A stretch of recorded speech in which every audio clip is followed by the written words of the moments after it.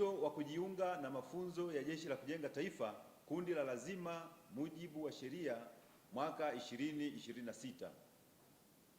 Mkuu wa Jeshi la Kujenga Taifa Meja Jenerali Rajab Nduku Mabele anatoa wito kwa vijana waliohitimu elimu ya sekondari kidato cha sita mwaka 2026 kutoka shule zote za Tanzania bara na visiwani kuhudhuria mafunzo ya Jeshi la Kujenga Taifa kundi la lazima mujibu wa sheria kwa mwaka 2026.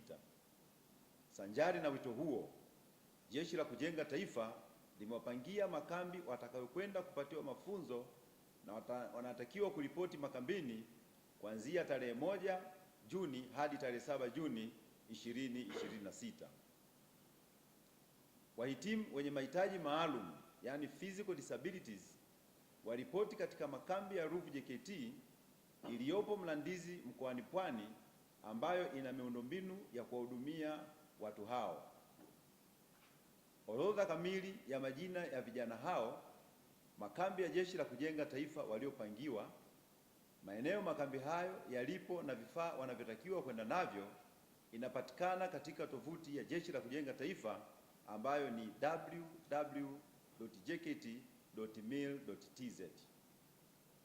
Aidha, ili kufahamu kambi kijana aliyopangiwa, atatakiwa kuingiza jina la shule au namba ya shule aliyohitimu elimu ya kidato cha sita. Mbele ya jina la shule yake ataona neno lililoandikwa waliochaguliwa.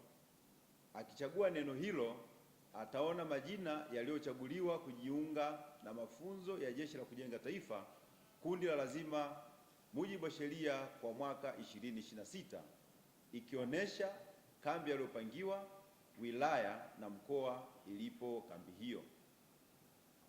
Ili kuona majina yote ya vijana na kambi walizopangiwa, mtumiaji atapakua JKT PDF 2026 iliyopo juu kulia katika ukurasa huo.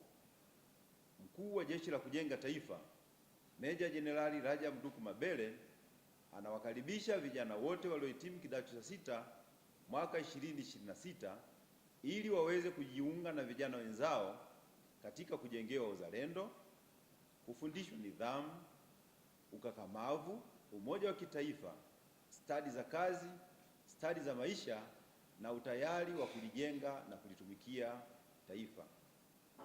Asanteni.